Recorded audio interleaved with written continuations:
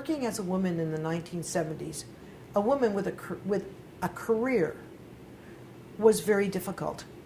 You know, the division and the people that I worked with were mainly male. And I would go into committee meetings, and inevitably they would call in a secretary, and the secretary would always bring the coffee and put it in front of me to pour.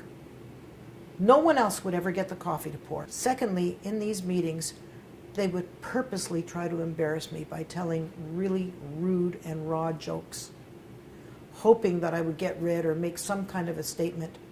I just put up with it because there was really no other choice. They were paying me less because I was a woman and they could get away with it.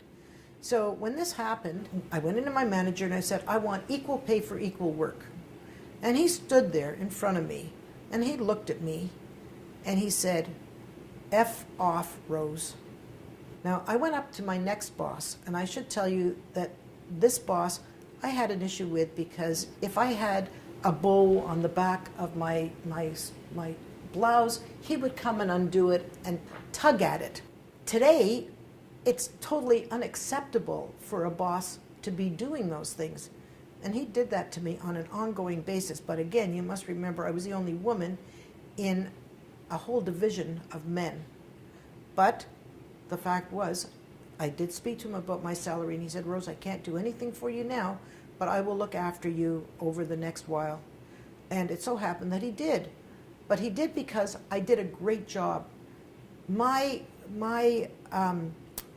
income from my division was the highest of all the division. I did a great job. I was a housewife. I was a teacher. Then I hired and trained demonstrators, and then I went into sales. And from the sales, I went into my own business. And from my own business, I employed 32 people. I was responsible every day for 32 families.